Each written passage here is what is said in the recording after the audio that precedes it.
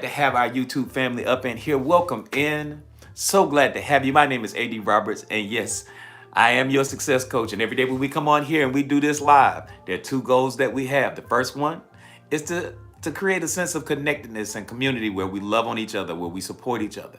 The second goal is that we always have a conversation that is designed to be empowering and impactful. And so today is not unlike any other day. That's what we're going to do. So we got a powerful talk. If y'all are ready to kick this thing off, put ready in the chat. Oh, you were jamming in your seat at work? I love it.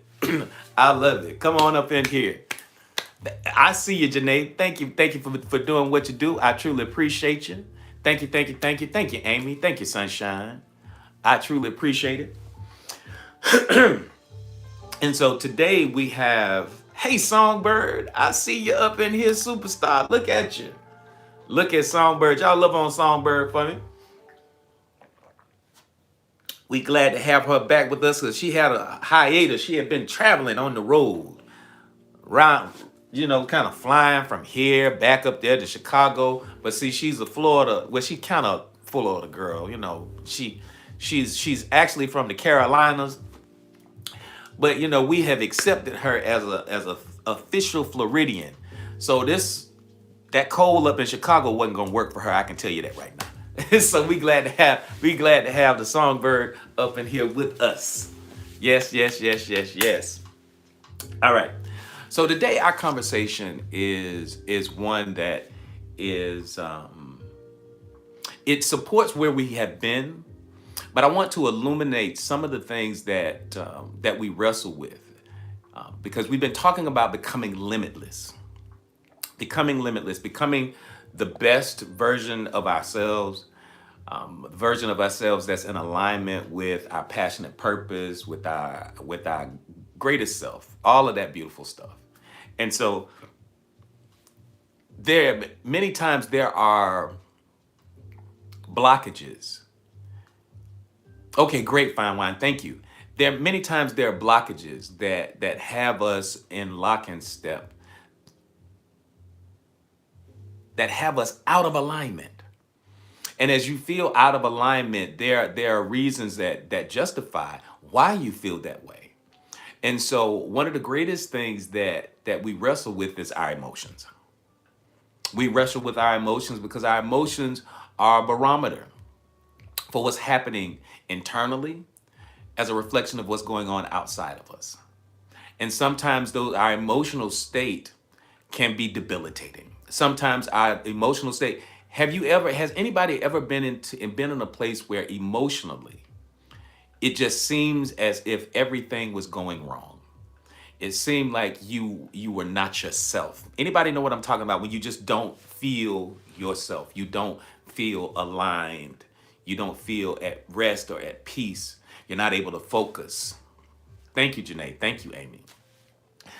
And so our conversation today is entitled, here we go, Emotional Inheritance. Emotional inheritance. How you carry feelings that were never originally yours. How you carry feelings, how you carry emotions, how you carry life that unfortunately was never yours, was never meant to be yours, was never meant for you to carry, was never meant for you to carry with you for years and years and years. Some of us carried our emotional inheritance all of our lives. And we never get a chance to address it because we spend so much time trying to address what's happening around us that we don't address what's happening inside of us. What's going on, Janet? Good to see you, superstar.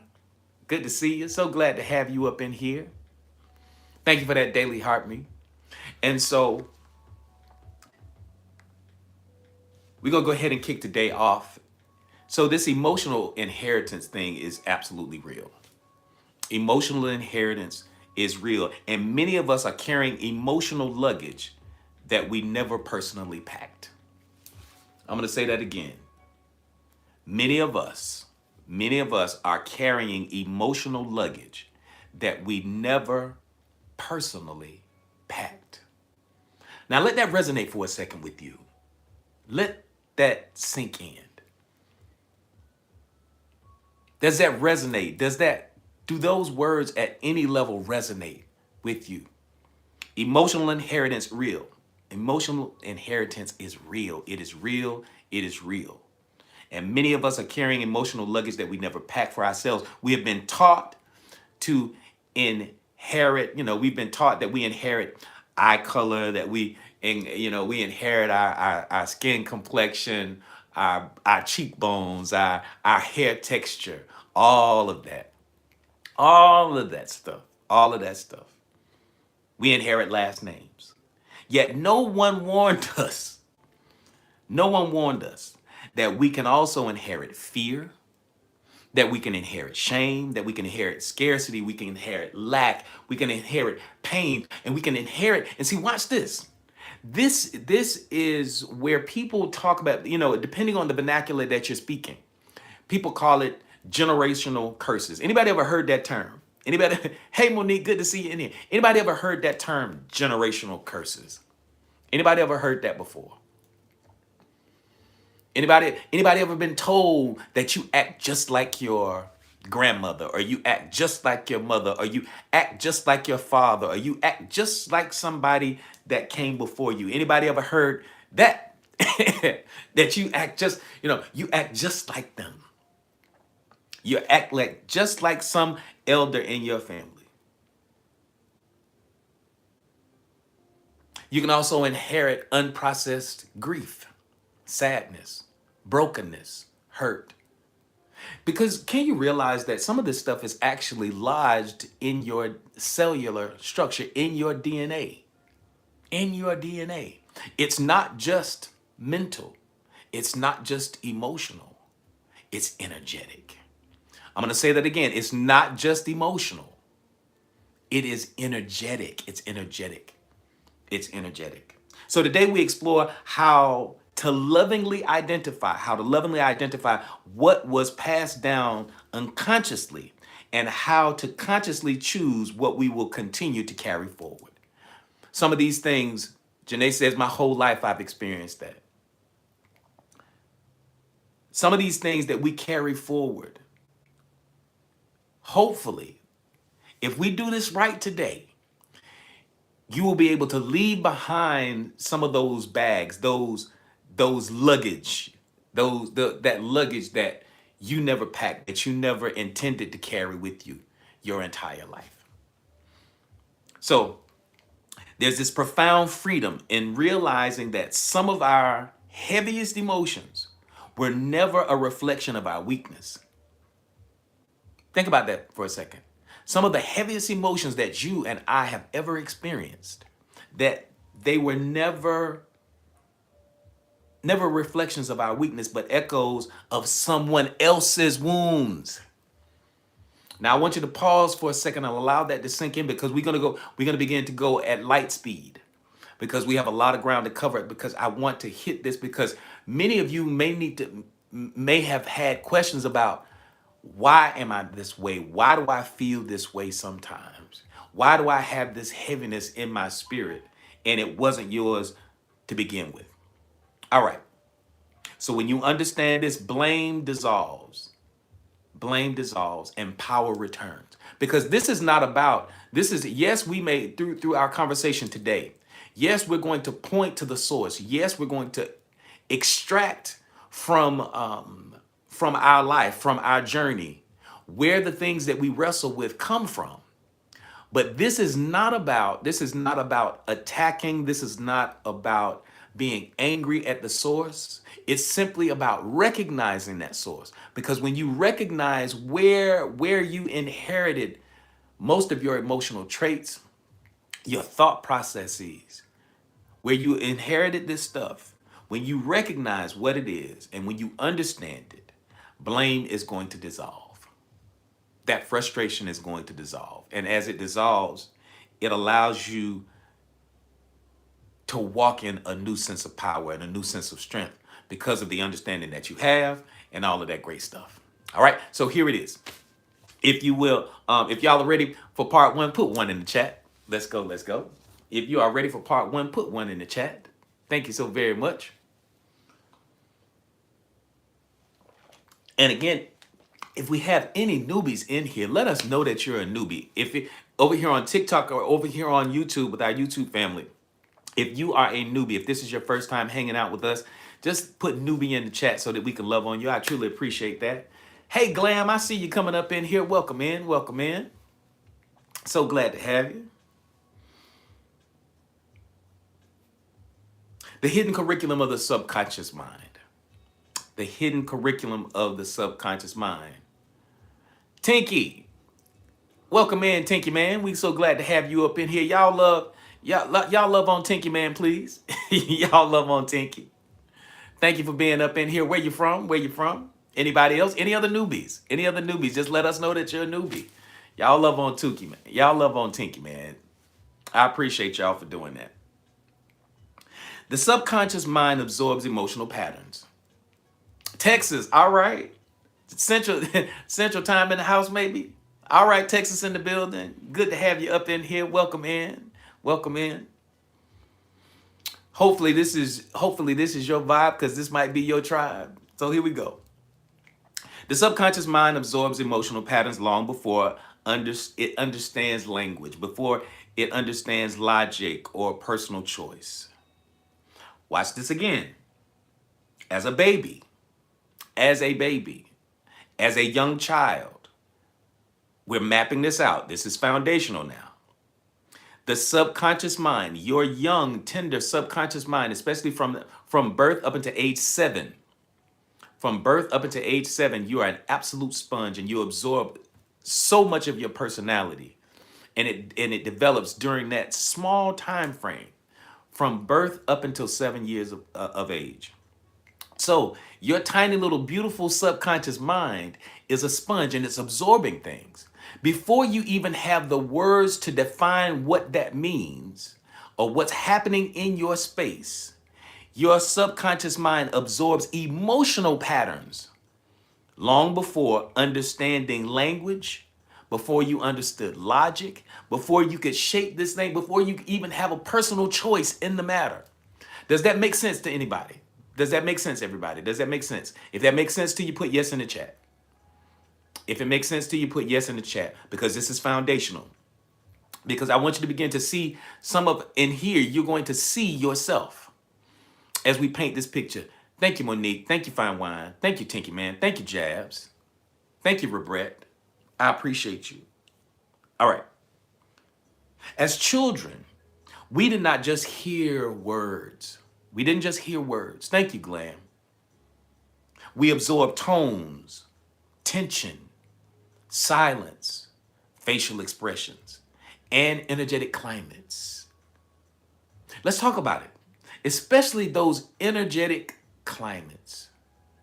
Anybody born into a tribe that had a lot of chaos going on in the house. Anybody born in a situation where there was just chaos all around, that there was chaos everywhere, that there was arguments, there was turmoil. Anybody know what I'm talking about? Anybody wrestle with that? Thank you, Janae. Thank you. Thank you for your transparency. Thank you, Janet. Thank you, Jabs. That it pushed you into a space where you had to protect yourself at a young age. And I'm just talking about right now, just emotionally. But the energetic climate is so important, because when we talk about epigenetics, epigenetics being the field of study, the field of actual practice, that says that when you change the environment, you change the gene. Come on, watch this now. And I'm gonna slow walk this today. I'm gonna slow walk it, and then we're gonna fast pace this thing. In epigenetics, I'm gonna say it again. If you're not familiar with epigenetics says that when you change the environment, you change how the gene expresses itself. You see, many, many years ago, the medical community, the science community believed that it was our genes that dictated everything, right? It was our inheritance. We inherited those genes. Those genes colored our eyes. Those genes decided all kinds of things about our personalities, our proclivities, our fears, our habits, and things like that, all the way down to bone structure.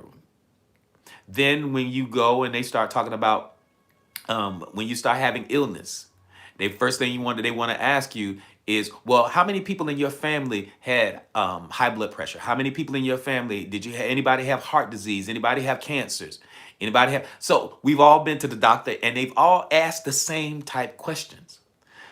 However, over the last few years, about this last decade, there's been a shift in the scientific community. And that is understanding how, right, exactly. It talks about how the genes just don't express themselves randomly. They express themselves based upon the environment that they're in. And I learned this, and also this was supported by, my daughter. My daughter becoming a phlebotomist and working in a dental office. I didn't know that you could turn blood into tissue. I was like, what? Yeah, they take blood and they turn it into tissue. They take blood and turn it into bone. And how they do it is they change the environment. They use some technique and they change the environment of the blood, and the blood then responds and creates the tissue or it creates the bone. So in our world, this is so important to understand. So now, if you understand this, does everybody understand just the basics of epigenetics? How we can change the environment of the physical body, and it can lead us either to cancers or it can lead us to miraculous healing. We can have great health or we can have terrible health, but it's all systemic of the environment that we're in. Does everybody, that make sense? Okay, thank you, Janae. Thank you, Fine Wine. Anybody not understand that? Because it's so foundational for us to move forward. Okay, good. And listen, don't sit up here and don't understand. Is it because I don't want to leave anybody behind? Because again, once we start moving at light speed, it's going to be hard to catch this train. All right. So here we go. So when you look at it from a child's perspective, we were born into a tribe. We were born into a social construct, into a family. And that family had its way of doing things. It had its emotional tone. It had its energetic climate that was a part of your, where you were. It was the environment that you grew up in. And so as, hey, as a big part of how we see ourselves and how we respond to the world around us now, much of that came from what we experienced as children. So the subconscious does not ask, is this mine? The subconscious doesn't ask all of these questions. It asks, is this necessary for survival? So many of our adult reactions are inherited scripts running in the background of our subconscious mind. It's like old, outdated code, old, outdated scripting that's running. And that running is just like having a program in a computer. That program is going to continue to run based upon its programming, and it's going to continue to put an output out. You're going to have an output, going to have an output, it's going to have an outcome. And that outcome, that output is systemic of the programming. And so when you grew up in an emotionally charged environment, whether it was positive, whether it was negative, whatever it was, whatever the climate of your family is and was, it is going to continue to play like a record on your record player. And it's going to continue to put out that same music over and over and over again until you change the song. All right. So again, many of our adult reactions are inherited scripts running in the background of outdated software we never consciously chose. We never consciously chose this. We never consciously chose it, and it is a part of who we are. So a child who is raised in a home where money was discussed with anxiety and stress and arguments that arose out of it, they may grow into an adult that feels uneasy around abundance without knowing why. Anybody, and now this is a tough question, and I hope that maybe somebody will answer. What's going on, Crosby? Good to see you up in here, man. Anybody willing to share that when they are in certain environments that are wealthy, very, very wealthy, very, very opulent, that you sometimes feel a little uncomfortable? Anybody ever felt like that? Anybody ever been in places that you felt out of place? Anybody? If that's you, say yeah. Thank you, Fine Wine. Thank you, Amy. That it was just so over the top that it was overwhelming. Thank you for that transparency. Thank you, Janae. Thank you, Songbird. Thank you, Robert. And so that, and so, and my conversation is to your subconscious mind, to your spirit, and not your ego. And so it made you self-conscious. Thank you, Janet. Made you self-conscious. Made you make sure that you got on the right outfit, that the clothes match in this space. But when you grow up in an environment where money and scarcity was a real issue, there's quite the response that you may feel uncomfortable around wealth and abundance. And y'all already know why. You know why? Because the subconscious mind, it loves the familiar, even if the familiar is uncomfortable, even if the familiar is scarcity, even if what makes you feel comfortable and safe is not comfortable and safe.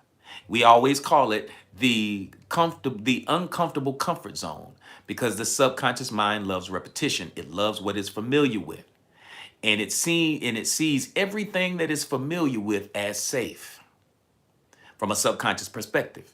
Now, when you start to move into new areas, things that are not common for you, that uncommon ground is deemed unsafe by the subconscious mind. Because why? Because it's unfamiliar. This is the uncomfortable comfort zone.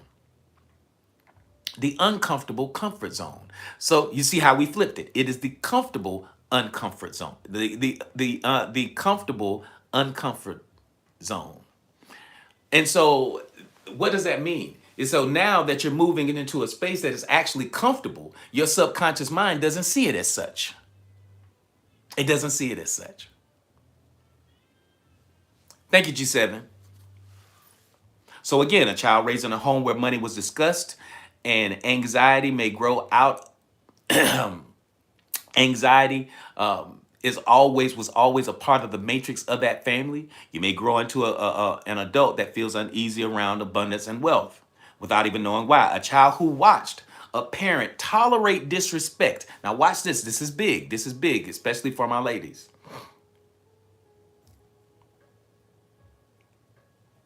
A child who watched a parent tolerate disrespect may unconsciously normalize overgiving in a relationship. They tolerated it. They tolerated it. They tolerated it. Have you ever reacted strongly to something small and later wonder why it hit so deeply? And wonder why it hit so deeply. The law of correspondence teaches that as within, so without.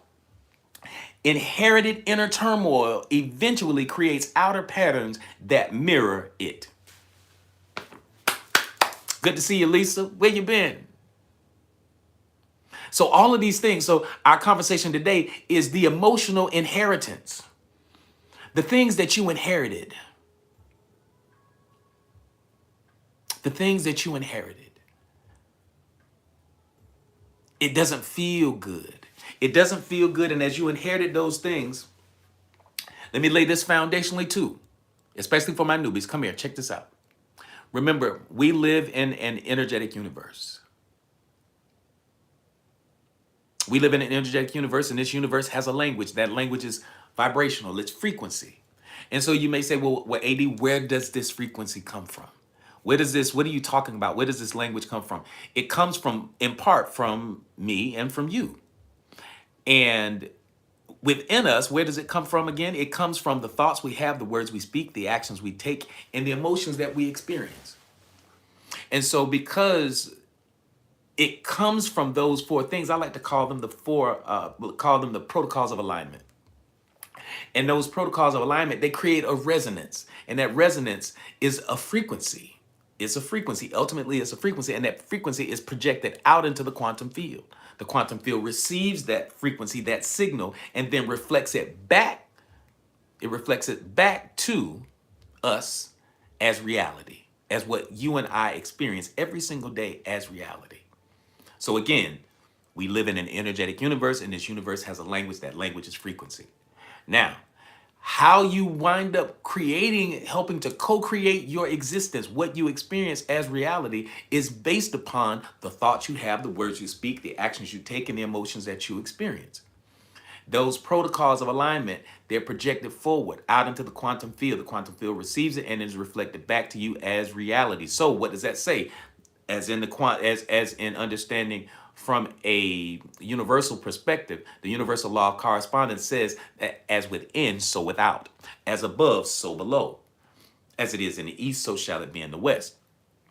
So this law of correspondence shows that what is on the inside, it creates what's happened on the outside. So the reality that you're experiencing every single day is merely a reflection of what's happening on the inside. And so with that being the case, this can be a heavy conversation. But as we dig deep into this, we understand from a frequency standpoint, that literally we have inherited emotional traits. And so remember this: if this is emotional inheritance, what is emotion? Emotion is energy and motion. What is emotion? Emotion is energy and motion. And as that energy and motion, as it moves forward, we understand that where our focus goes, energy flows. Where energy flows, manifestation soon follows. So all of this,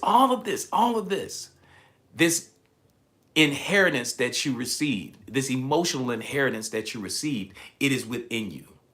And it is a part of your programming. It is a part of the programming that creates the signal that is broadcasted out into the quantum field.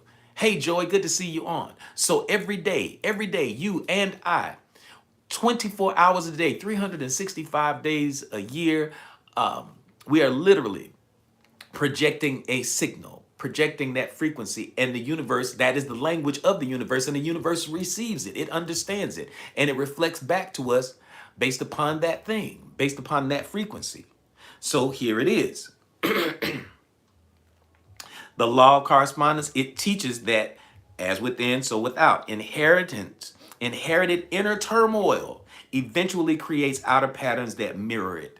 So as you're looking at your life and you wonder why life is the way it is, to some degree, you didn't create it, you inherited it. That is why poverty is so pervasive. That's why hurt people hurt people. That's why, because this energy continues to pass from person to person. This emotional state, emotional inheritance is energy that is in motion. This energy that is in motion, that has been in motion from our parents, from our grandparents, from all of our people, from our tribe, the energetic climate that we grew up in, it was passed down to you. And as you receive that inheritance, it becomes a part of your programming. And it is also a part of the environment that you're cultivating, because the vibrational frequency of the family, based upon the emotional state, the vibrational frequency, it is translated and transferred into the children. And that vibrational frequency of lack, want, need, all of those things, it creates this matrix of reality. Does everybody understand that? Does that make sense? How you can see this matrix of reality forming based upon the collective thoughts that your group and your clan is having, based upon the emotional climate of the family, and how you can see that generations of brokenness, generations of homelessness, generations of sickness and disease, having families where you're constantly, everybody has high blood pressure. Everybody has diabetes. Everybody has cardiovascular issues. Everybody has the same maladies. Everybody has the same issues. Everybody speaks in the same pentameter and tone. They hear energetically the same thing over and over and over again. So it is cultivating an environment that it can be devastatingly challenging in order to break out of it. And so when somebody says, oh, well, you can just do this, you could just change this. If you don't do the inner work by first recognizing what the issue is, you will consistently stay in that same vibrational frequency. And as you stay in that same vibrational frequency, you will be projecting that same frequency over and over and over because it's an emotional thing. Emotion is energy in motion. Our outer world is a reflection of our inner world. And as we share and we raise our children, we around our tribe, we create this symbiote relationship that continues to churn on each other and to create a reality that is out of alignment with the vision that you have for yourself. Now and so here's the crazy thing. Now watch this. While all of this is going on, and it's helping inside, that it's inside you. It's a part of your programming. You can see that. But you came here to this planet to do a particular thing. You came here not to be in a cubicle. You came here to not be sitting in front of computers all day long. You came here not to have a phone in your hand and no, you didn't come here to do that. You came here to do something, whatever that thing is. But as you came here, a lot of times the things that you desire to experience are literally juxtaposed to the emotional state, the landscape of what's happening on the inside. So you have the desire to become wealthy. You have the desire to become healed. You have the desire to become a better person. You have a desire to become more athletic. You have the desire to do a whole many things. But it's juxtaposed to the programming that you have. So here it is. You're sitting there and you're wanting to do the new thing. You're wanting to attract a better relationship. You want to be you want to create a whole nother life. But you have this internal wiring that says otherwise. And so part of our conversation today is one, recognizing it so that we can shift it. All right. If y'all are ready for part 2, put 2 in the chat. Let's go. If y'all are ready for part 2, put 2 in the chat. Let's go, let's go, let's go. Excellent. Tap, tap, tap.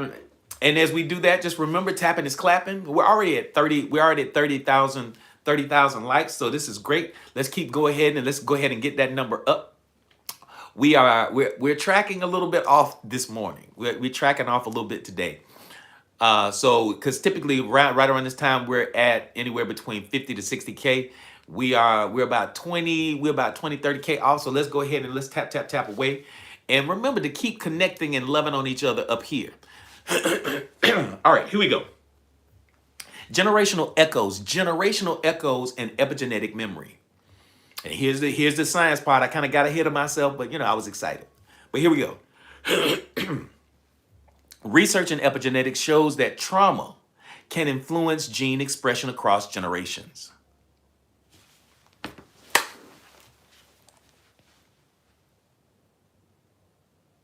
Let that sink in for a second.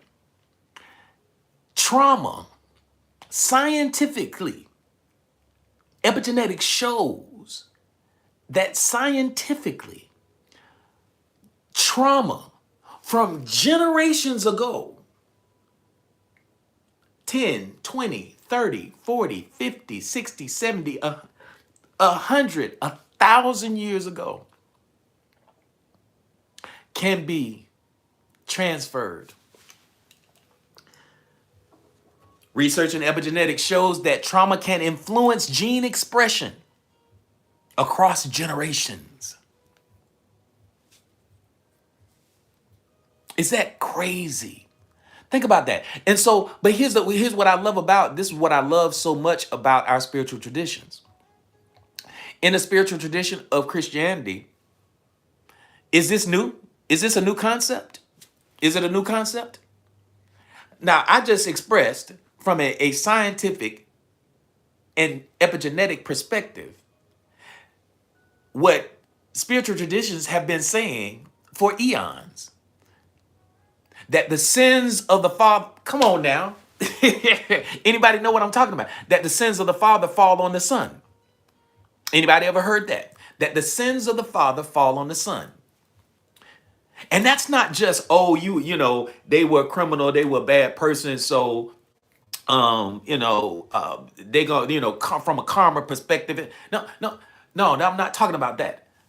But the sins of the father fall on the sins of the then in the spiritual tradition of Eastern philosophies, Eastern spiritual traditions have been talking about karma forever. And when you understand karmic debt, this is passed down from generation to generation, from incarnation to incarnation. A part of your energy field, because see, we have this electromagnetic field around us. We're about to go. We about to go. Master class here. Everybody, put master class in the chat. Put master class in the chat. We have this electromagnetic field around us. Each and every one of us. Some of us, some people call it aura. Some people call it my personal space. Thank you, sunshine. Thank you, fine wine. We're about to step into masterclass mode. We all have this energetic field around us. And that's this electromagnetic field. Look at the word I say. Look at the words. Electromagnetic field. We live in an energetic universe. So of course we're going to have an energetic field. But this energetic field is a magnetic field. Come on now. So what does this electromagnetic field do? It draws into your experience, all sorts of things. It also repels and filters out things that don't nurture you if the programming of your energetic field is not aligned with it. Come on. Whew. This thing about to get good. So if you can look at yourself and see this electromagnetic field all around you, and it is almost as if it is a gatekeeper that's like the bouncer at the club. It's going to check who is going to look at you and to see if you can gain entry into this life. And if you are, because we live in an energetic universe, I already laid it foundationally. We live in an energetic universe, and this energetic universe has a what? A language. The language is what? Frequency. So if the vibrational frequency of your energetic electromagnetic field is conducive with happiness, joy, peace, love, abundance, prosperity, guess what's going to show up in your experience? What's going to show up? Those same things: happiness, peace, joy, abundance, healing, all of those things. Well, those are a part of the matrix of who you are. Now, conversely, if you have a part of your electromagnetic field, pain, worry, stress, doubt, anxiety, trauma, all of those things. Thank you, Monique, for those goats. If you have all of those things that are a part of your programming, that are part of the vibrational frequency of your electromagnetic field. Look at the word magnetic. What are you drawing into your experience? Pain, fear, hurt, disappointment, scarcity, lack, want, need. All of those things, they're part of it. Does that make sense? If that makes sense, put yes in the chat. If that makes sense, put yes in the chat. We're in master class now. If that makes sense, put yes in the chat. Excellent. If you think for 1 minute that you don't have to do internal energetic work, you have lost your entire mind. I'm so serious. If you think that you can just use your hands to change your fate, to change your destiny, you're sadly mistaken. It will always and forever be an inside job. That's why we're spending time talking on this today. All right, thank you. Let's go. Let's go. Let's go. Let's go. So again, your nervous system. Your nervous system may be responding to threats that no longer exist because they learned vigilance from someone who truly had to survive. Come on, watch this. When they said, listen, in Christianity, when they said generational curses are real, they talk about generational curse. Come on now, watch this. I'm going to say it again. Your nervous system, if you're going to take any notes, write this down. Your nervous system may be responding to threats that no longer exist. That's why, dang boy, this is man, when I tell you this is crazy. So in this state, in this constant state of hypervigilance, what is the signal that is being sent to your subconscious mind? What is the signal that is being broadcast out into the quantum field? Do you feel safe? Watch that again. I'm going to say it again. Your nervous system may be responding to threats that no longer exist because it learned vigilance from someone who truly had to survive. So here we are. Let me paint a picture. Here we are. We have a single mother. We have a single mother that's raising her children the best way that she knows how. She's had to go out there and fight and to survive to create a semblance of a home. She's had you, and you watch this as a child. Imagine this now. Here it is. You're the child. You're watching the parent struggle. You're watching the parent go through all kinds of, you watch them go through abuses. You watch them go through struggling financially, emotionally, mentally, maybe even sometimes spiritually.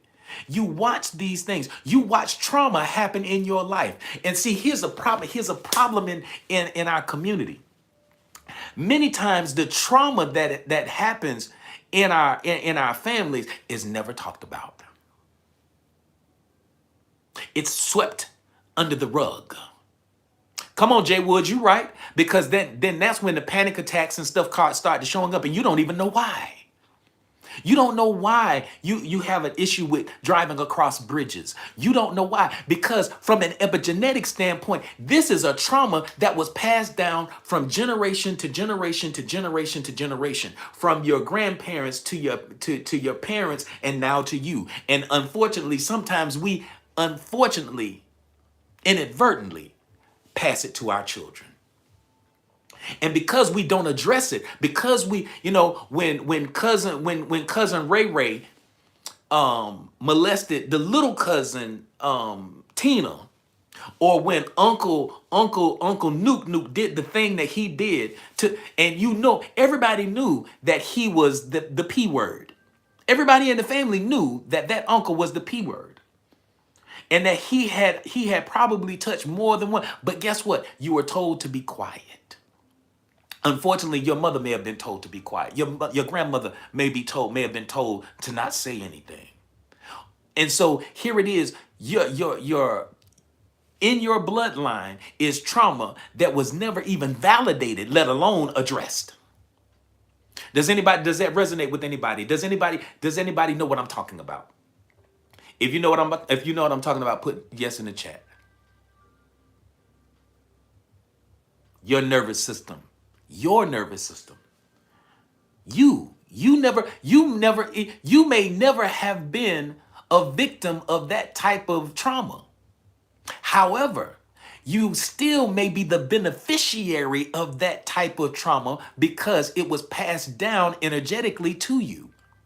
That's why when it says that, and I look at you right now, when I look at you and I say that you are and have the ability to be a generational curse breaker, that you can change everything. Watch this. This is not just about, when I say generational curse breaking, this is not just about you. And it's also not just about healing those that will come after you. Because you are tied to your spirit tribe, it is also healing behind you.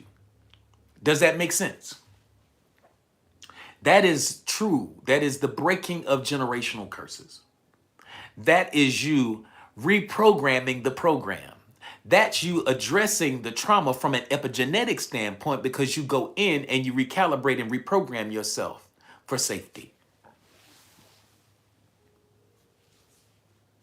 You are, there you go. Say that again, Joy. You are your ancestors' prayers.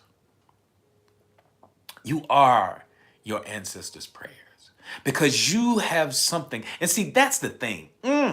See, some of you have so much that has been poured into you that you are like, and you know, and I'm gonna go back to my Star Wars analogies. I was doing it yesterday. You are you are our only hope. You are definitely the reflection of your ancestors' prayers. You are definitely. And for many of them, they have poured so many gifts and talents that the universe has poured so much into you.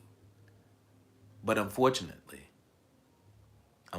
because of the distractions that you face, unfortunately, because you were taught that you needed to live. And when I mean live, you had to get a job, you had to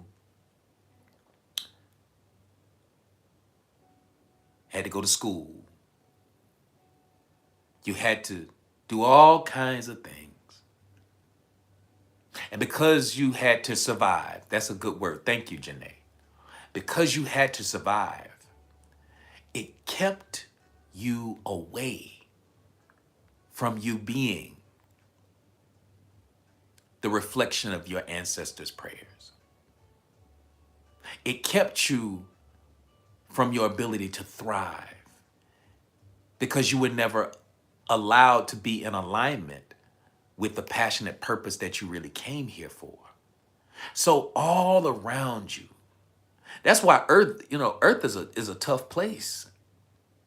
To come here, to this third dimensional experience, and to champion this experience, you a bad girl or you a bad boy.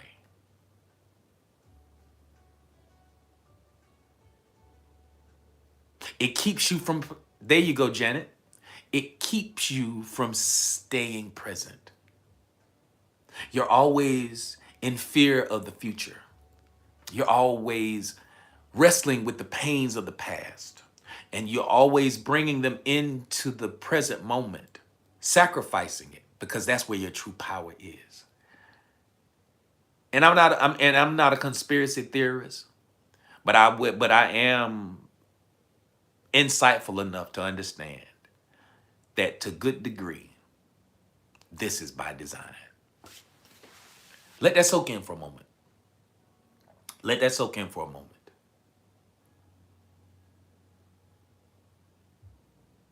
This is by design.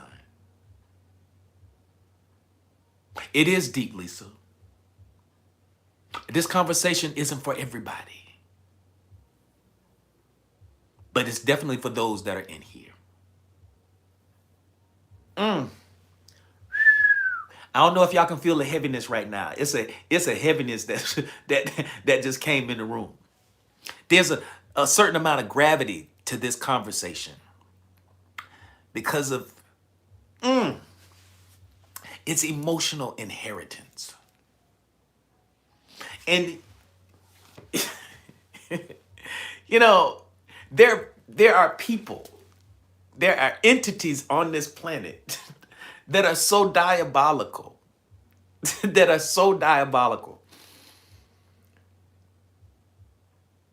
that they would do their absolute best to wrap up an entire planet in foolery, in distractions, in pain, disconnected from source, disconnected from purpose, just to fulfill what? To sit at the desk, to do for cubicles, for some superfluous business that has nothing to do with the true expression of who you are. When I tell you, when you come on, as you said, Fine Wine, Earth is ghetto. Wow. We are constantly constantly inundated from the moment you get here with resistance.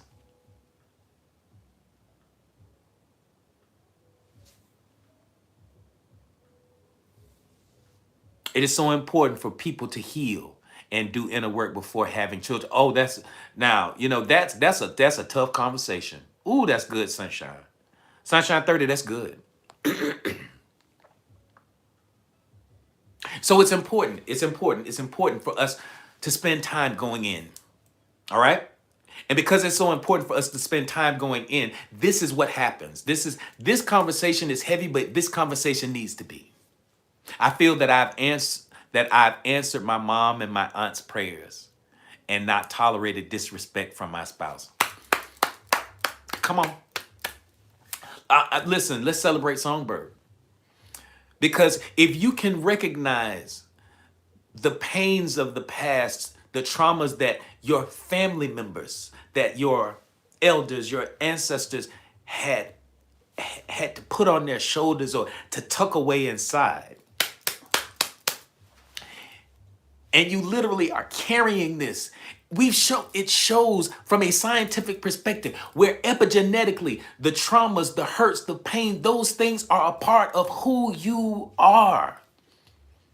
They've been passed down from generation to generation to generation. And now, if anybody is bold enough to take up that banner to say that, man, that it ends with you.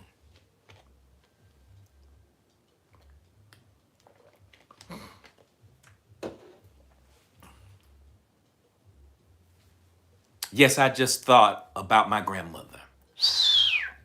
I didn't mean for the day to be this heavy. My goodness.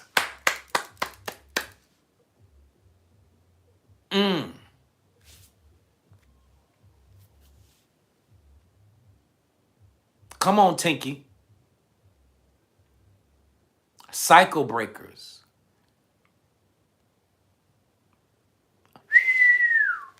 Man. Man, I'm appalled. We're going to take a pause for a second. We're at the top of the hour. Thank you. Thank you. Thank you. We're at 47,000 likes. We're tracking. We're moving right along. Wow. I am.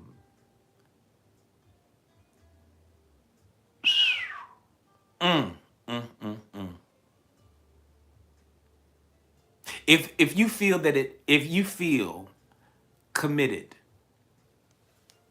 if you feel compelled, put in the chat that it ends with me.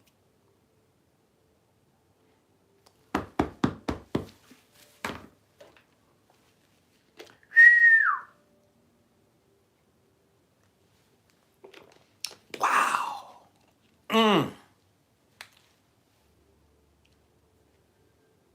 Come on. Come on. Thank you. Thank you. Thank you.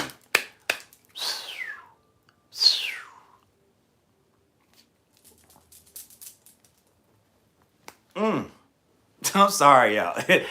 That took a whole nother thing. Glad you in here, Jay Woods. I'm sorry, y'all. Y'all just had to give me a minute. Y'all just had to give me a minute. It ends with me.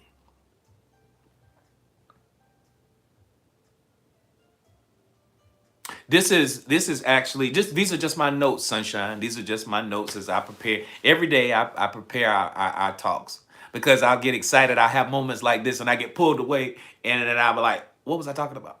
So even though it's all here and it's all here, I just have I always create me an outline that speaks to it so I can stay on track because I'm gonna get back. It ends with me.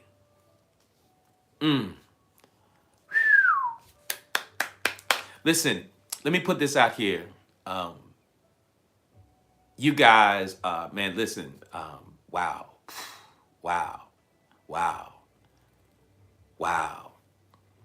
Henson, welcome in. I see you. I welcome in Henson. Welcome in Julie. Good to see you, Julia. Welcome in. I'm so glad that y'all are up in here. It ends with me. It ends with me. It ends with me. It ends with me. If anybody, listen, Henson, you need to go back and watch this. Because you listen, this is today is deep. Today is deep. Thank you, Henson, for grabbing those daily harmonies. Today is deep. It's deep today. It's deep today. It's deep today. It's deep today. We're talking about emotional inheritance. All right, we're good. We good. Yeah, it's easy because we're broadcasting on both TikTok and on YouTube. So from our YouTube family, you can see it. And then once you're in the Oasis, Glam, aren't you in the Oasis? The Oasis, inside of the Oasis, we have the replays and all that stuff of our TikTok lives. So we have them that you can watch the entire thing over and over again. Yeah, this is no, it definitely Henson. Now, no, listen, you definitely want to you definitely want to watch this again, man. So if at this point we're tapping away, we're doing really well.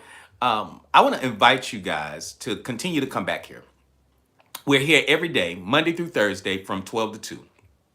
I'm going to continue to come here as often as you can, because as we continue to have these kinds of deep, intense conversations that are designed to be transformational. We want to help you to become the absolute best version of yourself. I'm a success coach. I'm a clinically certified hypnotherapist. And so this is what I do day in and day out. And so what I want to do is I want to invite you to continue to connect.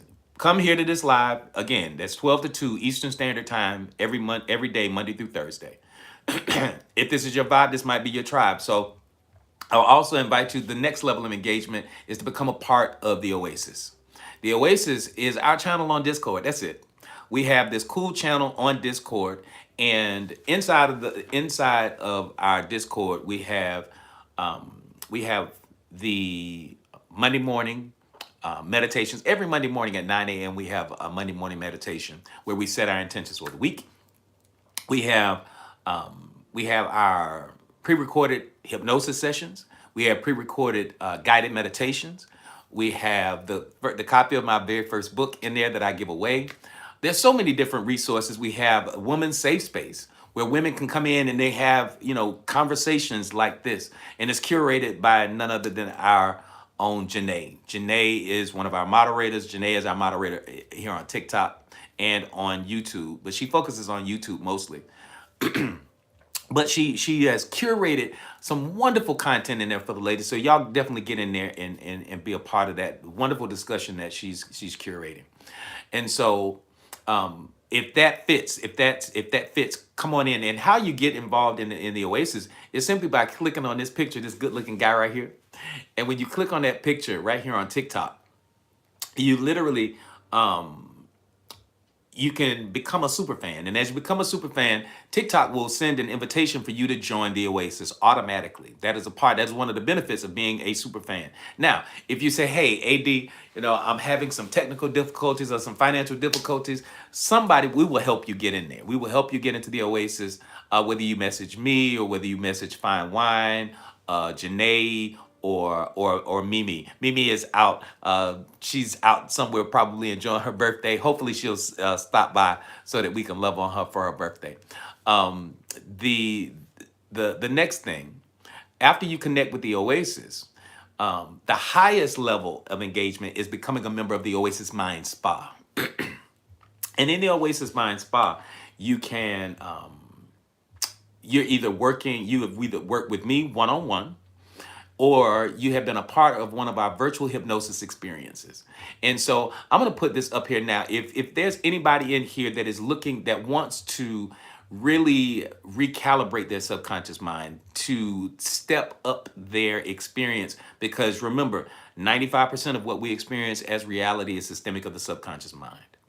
And so the universal law of correspondence reminds us that as within, so without. That the reality that we experience outside is systemic of what's happening inside.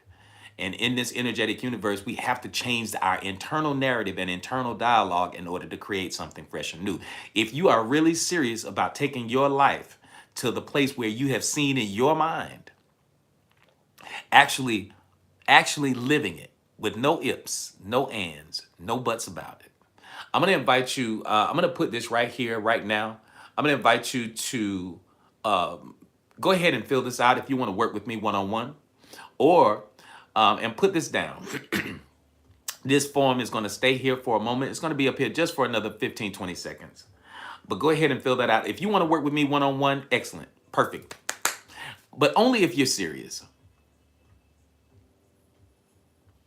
I'm gonna help you. In fact, one of the things, Jay Woods, go ahead, because I'm gonna change a couple of things.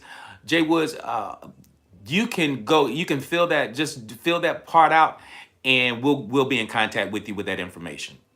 And so let me go ahead and put this down there. The virtual hypnosis experience, it is, put this in your calendars. It is Wednesday, February the 25th. That is February the 25th at 8 p.m. Eastern Standard Time. Eastern Standard Time. And so being a part of that, and this month's theme is entitled Limitless. Limitless. Living a life beyond fear, beyond doubt, beyond scarcity. Excellent.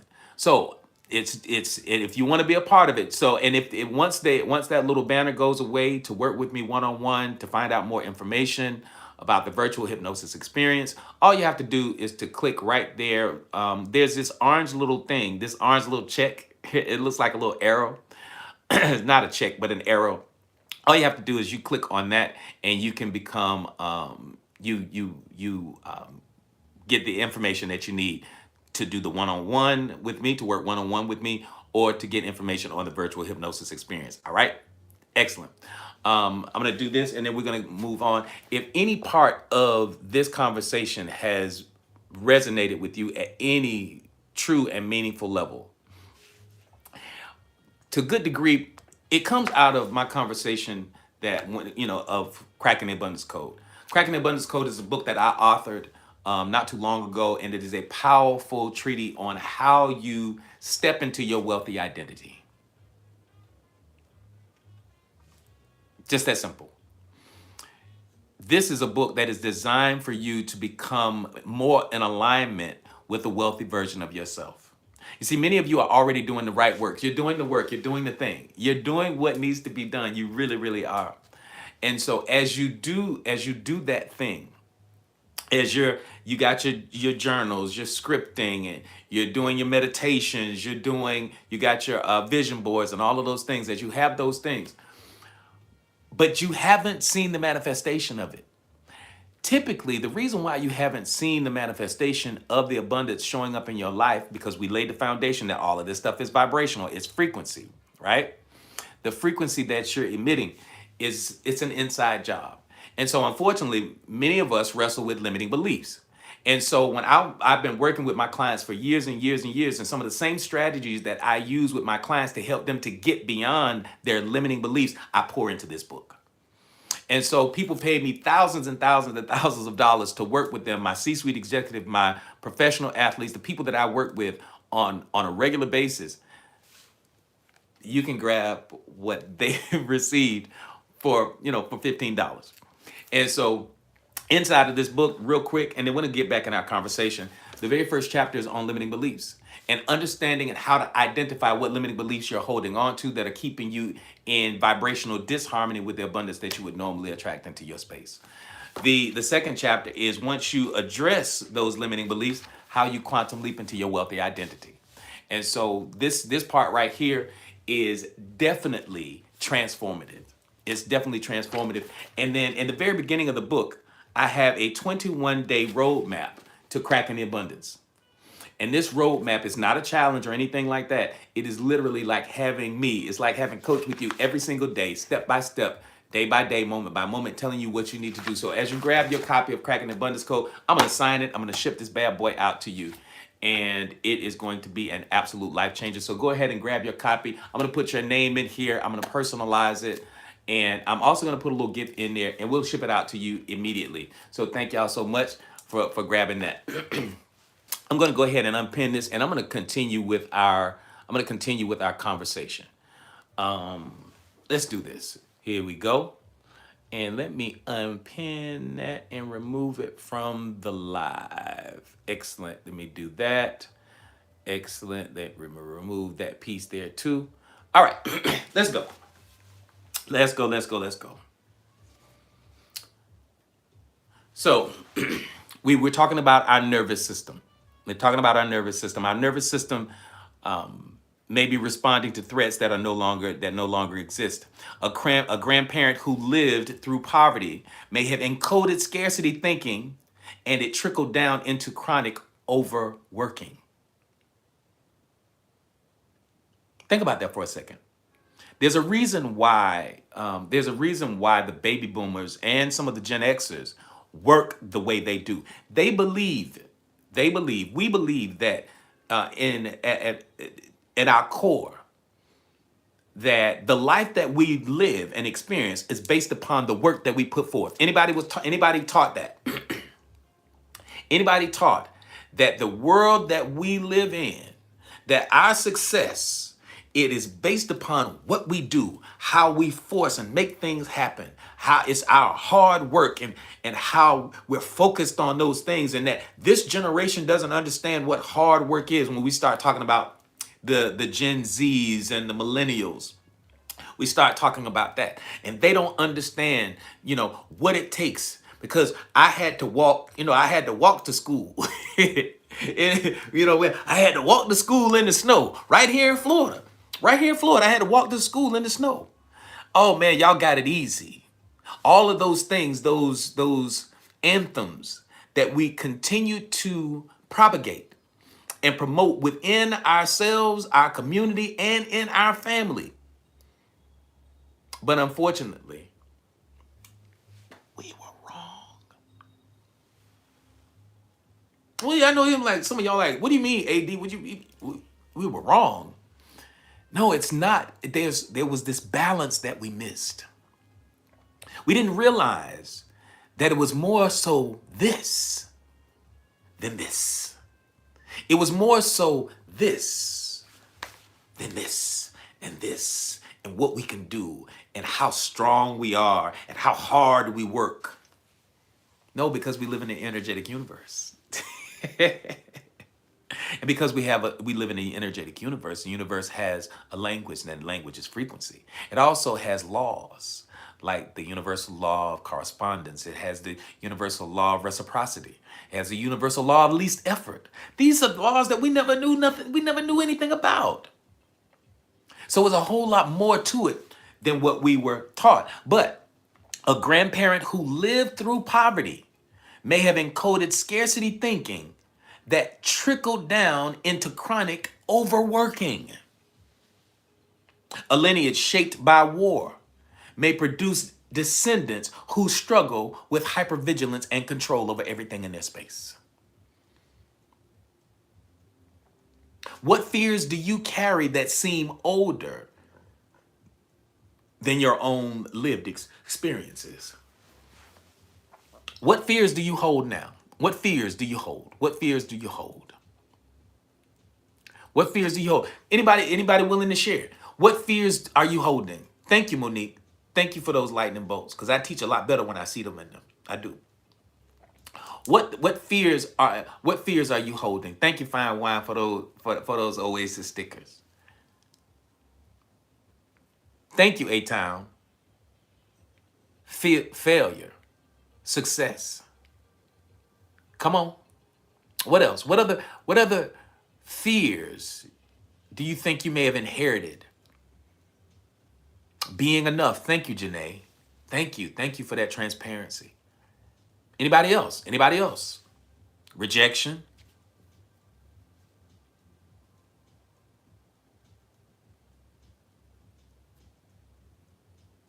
Anything else? Because it's those things that we inherited. Anxiety and control. Yeah.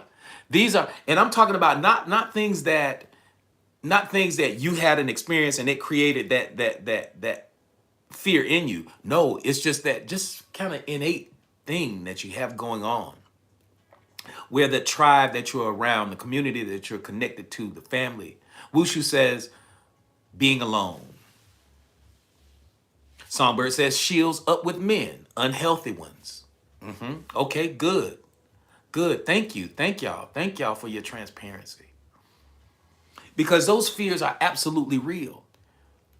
And we have to approach them and we have to look at those and we have to address them from an inside perspective. We have to change the way we view those fears so that we can set aside those fears. And then we can build upon a new foundation, something that is in alignment with who you truly see yourself as. Housing and financial security. No, those are good, Wushu. Thank you. Thank you. Thank you. Thank you. In the wisdom of Ifa, in the wisdom of Ifa, destiny is both inherited and chosen. You arrive with patterns, yet you are called to consciously shape them yourself. Remember listen, for eons, spiritual traditions have been screaming what I'm talking about scientifically right now. This is not something new. This is not something that I made up. This is just a new perspective on an old narrative. A new perspective on an old narrative. The Tao Te Ching, it reminds us that what is rigid breaks. That which is rigid breaks, and what is flexible survives. Inherited emotional rigidity softens when awareness enters.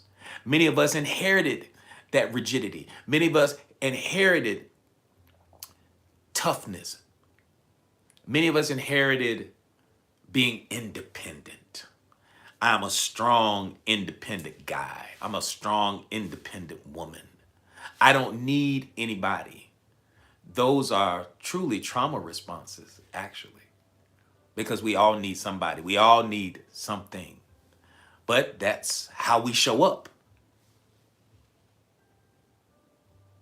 I always like to use, like, from an emotional standpoint, I like to use the difference between an oak tree and a palm tree. You see, an oak tree is strong and roots are deep and its trunk is wide. But the palm tree, it's a tiny little skinny little narrow thing. And it's tall too. But when the hurricanes come, if you don't have, hey Scarlett, good to see you. If you don't have the emotional flexibility that's akin to the palm tree, because see, the palm tree, it bends and sways with the storm. Whereas the oak tree, it stands strong and tall and proud and erect, rigid. So oftentimes what happens is the oak tree breaks. I remember a hurricane hit here in Florida many years ago, and we had this park called Riverside Park. And in Riverside Park, there were these trees that were ancient oak trees. I'm talking about with bases that were huge, huge bases.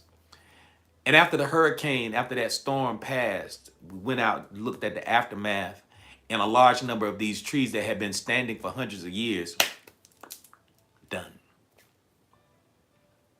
Broken. But in that same park, just on the periphery, are palm trees. Every single one of those palm trees survived because they were special. They were special in that they were flexible. And so what we're building right now is emotional plasticity, where we can shift and change and bend and move into a different space.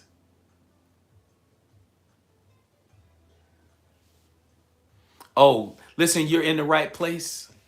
You're in the right place. Is that Christian? Is it Christian? You're in the right place. So listen, that little tiny little thing that where it says the one on me. Okay, excellent, Christian. Go ahead and fill that little tiny little thing out where you see that little swoosh, and you'll get more information there. All right, let's keep going. Emotional inheritance is not a life sentence.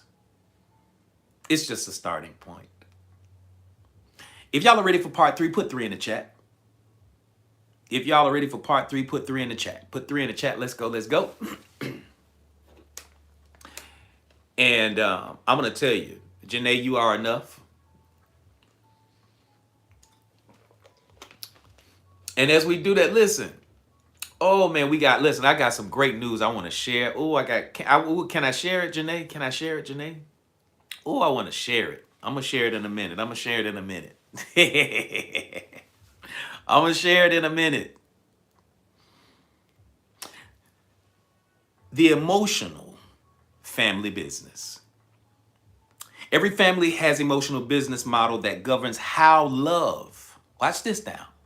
Every family, every tribe, every community has an emotional business model, if you will. And we're going to call that, just for fun's sake, it has an emotional business model that governs how love, conflict, money, and vulnerability are handled.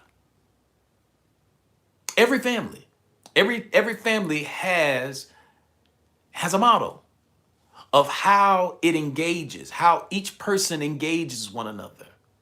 And see, the biggest problem that most of us don't address is the fact that a part of that culture, that climate, is to be quiet. We don't talk about what we go through. I can't tell you how many times I have seen women, female clients of mine, struggling with things like simple, and I'm going to say simple because it's natural. Something as simple and as complex as menopause. They don't want to have a conversation with their nieces, or they don't have this open door policy, where like when you reach a certain age, and I've seen it with the fellas too. As we begin to get older and we try to have conversations about what happens in our bodies as we get older, the old heads try to act like, oh, everything is fine. Oh no, I'm good. When in actuality, you're not. And had the elders in the family been privy to a process of sharing and talking, the younger generation might be able to avert some of that stuff, can create a new path for themselves and those that come after. But each family has this business model. Some families specialize in silence. When I say specialize in silence, everything is a secret. Nobody talks about anything, but they whisper. Does that sound about right? There you go, Jabs. They never spoke about it. They mastered silence. They mastered not talking about it. Some families specialize in silence. Others specialize in sarcasm. Everybody, they joke about everything. Some are masters at gossip. They sit up and they talk about each other. Oh, they talk about each other terribly. They talk about each other like dogs, but nobody else better talk about them. And that's the weirdest dynamic to me. In one household, anger may have been explosive and loud. In another household, anger may have been frozen and passive, expressed through withdrawal. They punish you because when you don't acquiesce or bend to what it is that they wanted you to do as a younger person, as a child, or even a young adult, they withdraw their affection from you. Oh, they give you the silent treatment. They're no longer, they're icing you out. Anybody ever been iced out in the family? I'm pretty sure it's a lot of us because there are many black sheep. There are many black sheep in this in this tribe right here. Because most generational curse breakers are the black sheep of the family. Anybody ever been iced out because you didn't fit the mold of what the family thought that you were doing? Tinky says, I've done the icing. And hopefully you did the icing out of protection of yourself and not as punishment for those that may have wronged you. Because that's a tough thing. Because what winds up happening. Yeah, because if you're doing it out of protection, so that's perfectly fine. Because what that means is you have a certain level of you have certain standards and boundaries, and how you engage. So we celebrate standards and boundaries in here, absolutely. But I'm talking about when somebody when you don't do what a parent or somebody wants you to do, they withdraw their affection from you. They're not talking to you as much. You don't get the phone calls in the morning. You don't get all of those things. They're icing you out. All right.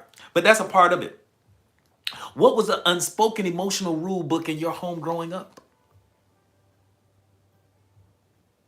I think the emotional rule book for me is that I grew up in a very judgmental home. My tribe was very judgmental.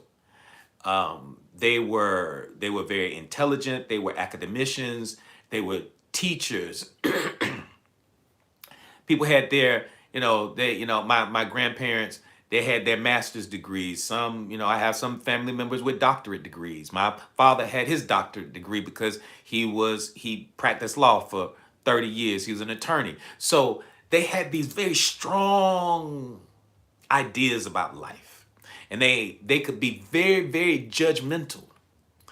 And even my mom had the propensity to have this judgmental stare and gaze. And even to this day, she still has that same gaze. So what was the unspoken narrative in my house?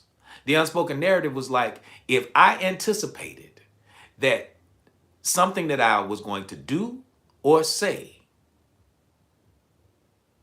was going to be offensive to them, that would not be a part of their approval, I just didn't say anything.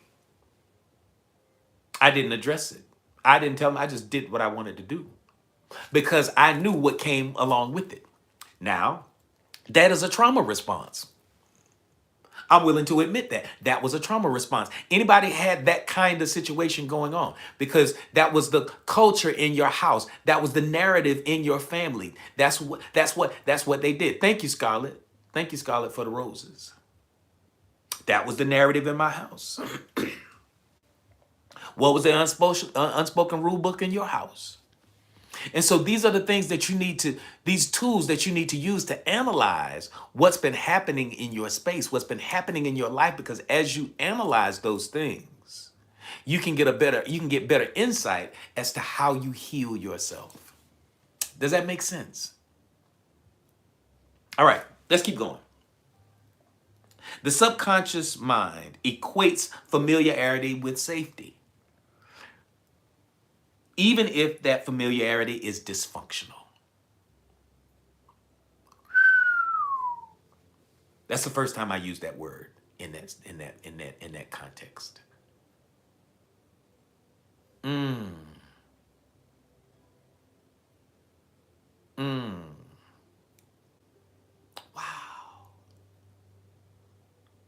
I never used that word in this context. I'm going to say that again. The subconscious equates familiarity with safety, even if that familiarity is dysfunction.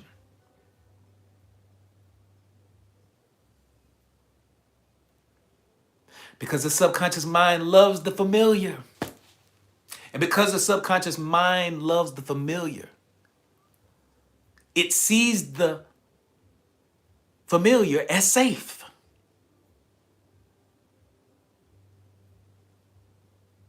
And so, that's right, fine wine, just go along with it.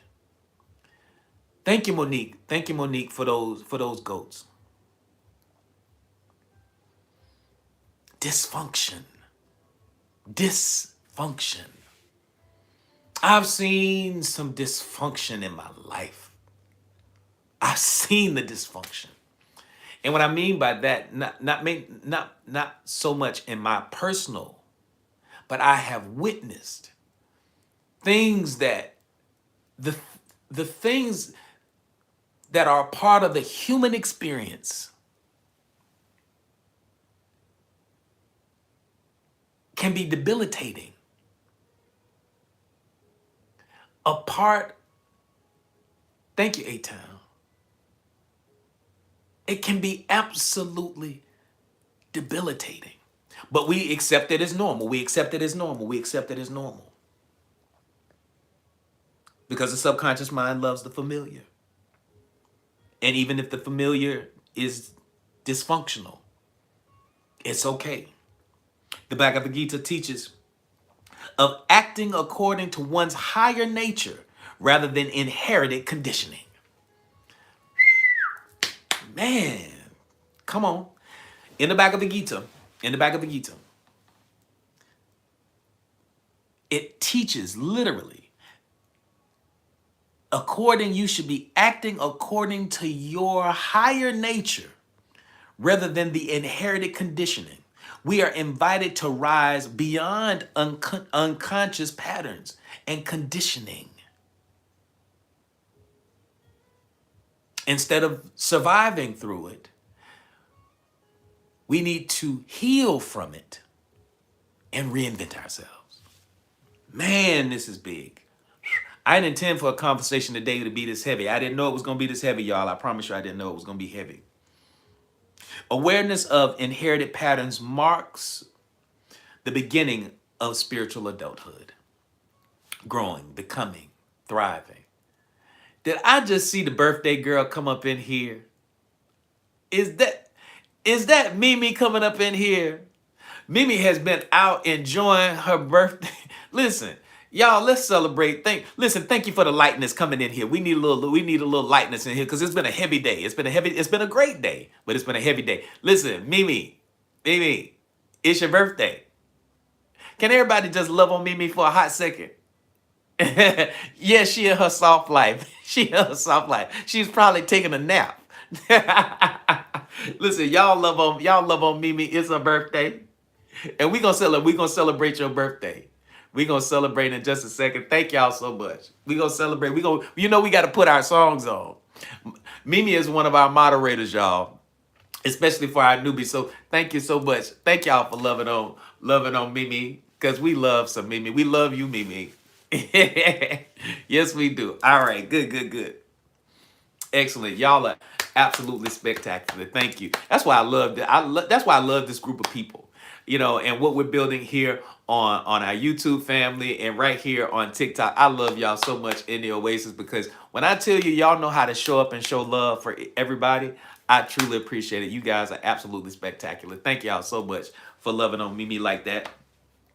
So here we go. If y'all are ready for part 4, put 4 in the chat. Yeah, we got time. Put 4 in the chat. We're already at 80,000. We may yet hit 100K today. I didn't think we would go make it. I didn't think we would go make it, but thank you so much. Thank you for those 4s. Here we go. We're already at 80K. I think we can go ahead and crank this on out. We got about 13 minutes left. Let's go ahead and do what we got to do. We'll hit that 100K today. All right. Quantum entanglement and emotional bonds. I can feel the heaviness already. I can feel it. This is, I'm just thankful for Source. I'm thankful to Source. I'm thankful for Spirit. I'm thankful for the ancestors showing up in this moment. I'm thankful for all of the healing that's happening across the world right now as we do this. Because as you heal and you change,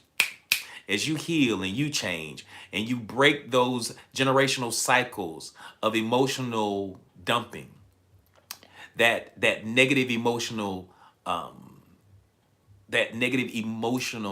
inheritance that we got. Today it ends with you. And so I'm excited that it ends with you. I'm excited that it ends with you. I'm excited that it ends with you. So quantum entanglement and the emotional and emotional bonds. In quantum mechanics, entangled particles remain connected across distances. Emotional bonds can operate similarly. Quantum entanglement. That's masterclass stuff too. But that quantum entanglement is literally how how our reality bends around this entanglement and this connection. Today it ends with me. Come on there. There you go, fine wine. So again, entangled particles remain connected across distance.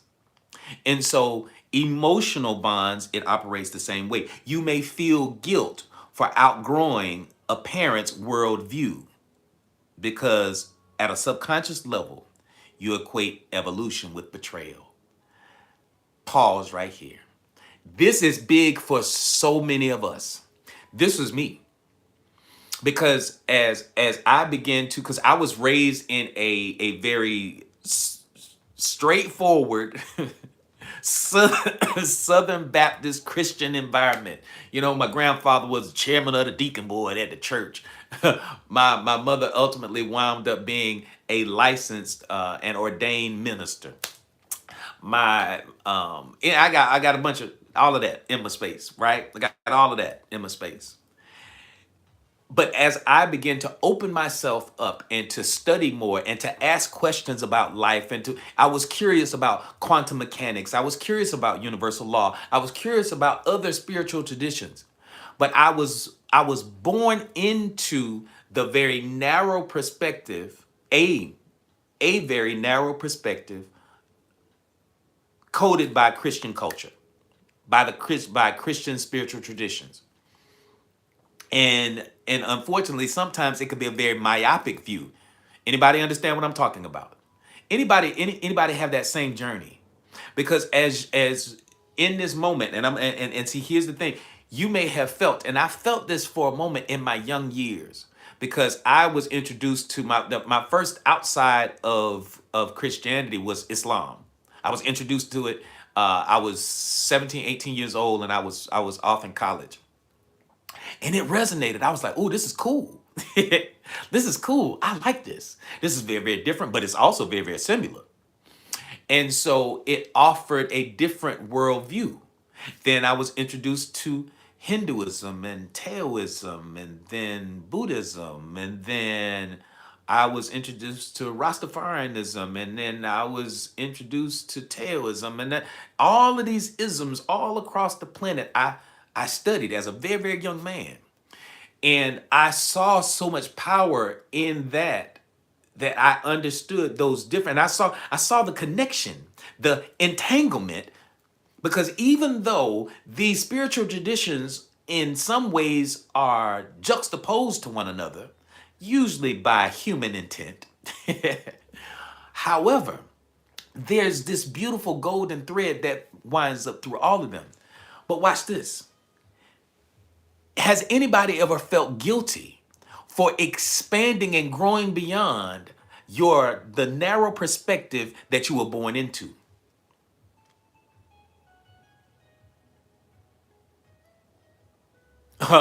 And oh yeah, I love that. You see what Songbird says? Oh, that's the list. Thank you for that compliment. I truly appreciate it. Songbird says, yes, and your method of teaching is questioned by some friends. I carefully share.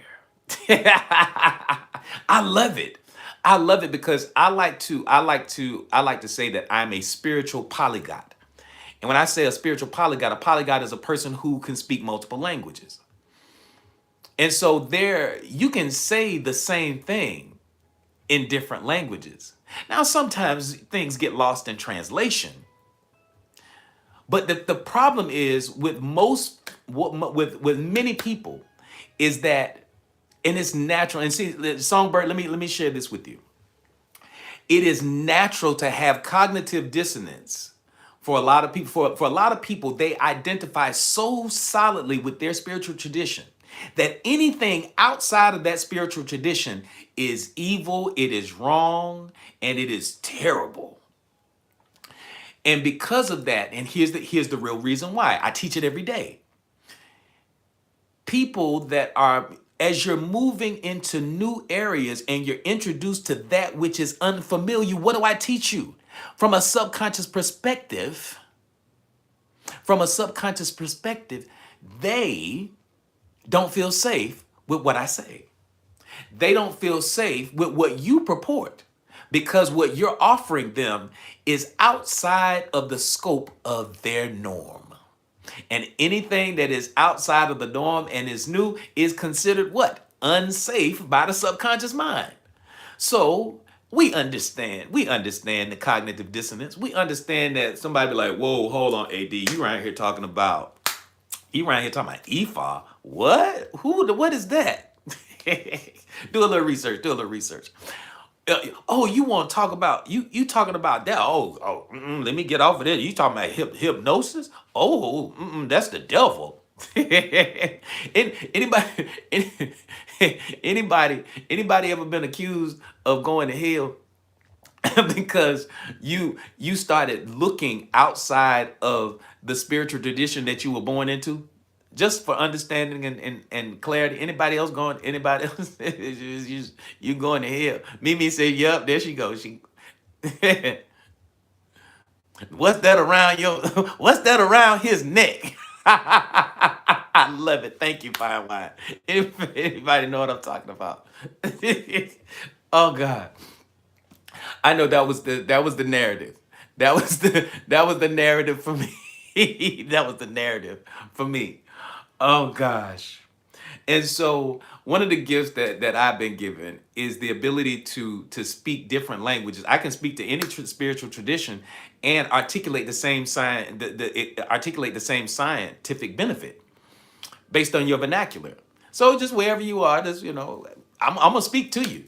So listen, I'm cool. If you're Christian, if you're Muslim, if you are whatever you are, whatever your spiritual tradition is, I'm with you. I love it. I did a full songbird. I did a full moon ritual. Boy, it was recommended that I don't. But listen, I'm so excited. Look at Songbird. And see if y'all know Songbird. Songbird is solidly she was born in the baby boomer generation. However, she got some Gen X and some millennial vibes. She got some energy on her. So listen, kudos for you, Songbird. I love that. Thank you, Felicia. I'm glad you up on here. Aloha to you. Listen.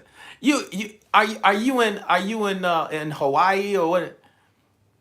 Let me see. You can't out your religion. That was mine. Maui, excellent. Oh, I love it. All right, I love it. All right, we're gonna keep going. We're gonna keep going, because you know what?